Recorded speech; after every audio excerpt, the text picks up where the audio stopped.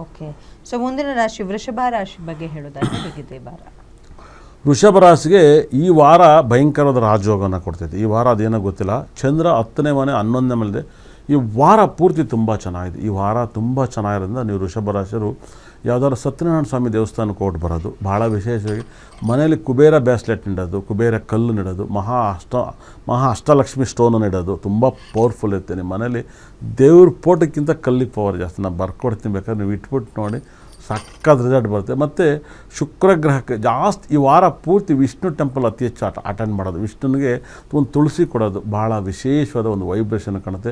ಈ ವಾರದಲ್ಲಿ ನಿಮಗೆ ಕೆಲಸದಲ್ಲಿ ಬದಲಾವಣೆ ಮತ್ತು ಸಂಬಳಗಳಾಗೋದು ಭಾಳ ವಿಶೇಷ. ಸಂಬಳ ಆಗಿಲ್ಲ, ಎಷ್ಟೋ ಜನಕ್ಕೆ ಸಂಬಳ ಆಗೋದು. ಮತ್ತು ದುಡ್ಡು ಈ ವಾರದಲ್ಲಿ ನಿಮ್ಗೆ ಎಲ್ಲೋ ದುಡ್ಡು ಬರುತ್ತೆ. ಎಷ್ಟೋ ಜನಕ್ಕೆ ನೀವು ದುಡ್ಡು ಕೊಟ್ಟಿರ್ತೀರ, ದುಡ್ಡು ಬಂದಿರಲ್ಲ, ಎಷ್ಟೋ ವರ್ಷದಿಂದ ನೀವು ವನವಾಸ ಬೀಳ್ತಿರ್ತ. ಹಾಗಾಗಿ ಈ ವಾರ ಪೂರ್ತಿ ನಿಮಗೆ ದುಡ್ಡು ಅನ್ನೋದು ವೃಷಭ ರಾಶಿಯವರಿಗೆ ತುಂಬಿ ತುಳುಕ್ತಾ ಇದೆ. ಯಾಕಂದ್ರೆ ನನಗೆ 11ನೇ ಮೇಲೆ ಚಂದ್ರ ಬರ್ತಾನೆ, ಅದು ತುಂಬ ರಾಜಯೋಗನ ಕೊಡ್ತಾನೆ. 11ನೇ ಮೇಲೆ ಒಂದು ಶುಕ್ರ 12ನೇ ಮೇಲಿರೋದ್ರಿಂದ ನಿಮ್ಮ ಫೈನಾನ್ಸ್ ಟೈಟ್ ಆಗಿದ್ರೆ 100%. ಶುಕ್ರ 12ನೇ ಮೇಲಿರೋದ್ರಿಂದ ನಿಮ್ಮ ರಾಶಾಧಿಪತಿ ಟೈಟ್ ಆಗಿದೆ. ಆದರೆ ನೀವು ಶುಕ್ರನ ಟೆಂಪಲ್ ಅತಿ ಹೆಚ್ಚು ಆರಾಧನೆ ಮಾಡಿ. ಮತ್ತು ಶುಕ್ರದ ಇದು ಯಾವುದಾದ್ರು ಶ್ಲೋಕವನ್ನು ಕೇಳಿ, ನೀವು ತುಂಬ ಒಳ್ಳೆಯದಾಗುತ್ತೆ. ಶುಕ್ರನ ಎಷ್ಟು ಆರಾಧನೆ ಮಾಡ್ತೀರೋ ವೃಷಭ ರಾಶಿಗೆ ಅಷ್ಟು ಟೈಮ್ ಚೆನ್ನಾಗಿದೆ. ಓಕೆ. ಸೊ ಅವರ ಲಕ್ಕಿ ಬಣ್ಣ ಯಾವುದು ವೃಷಭ ರಾಶಿಗೆ ವೈಟು ಬ್ಲೂ ತುಂಬ ಫೇವ್ರೇಟ್ ಬಣ್ಣ. ವೈಟ್ ಬ್ಲೂ ಗ್ರೀನ್ ಯೂಸ್ ಮಾಡಿ ತುಂಬ ಲಕ್ ಬರುತ್ತೆ.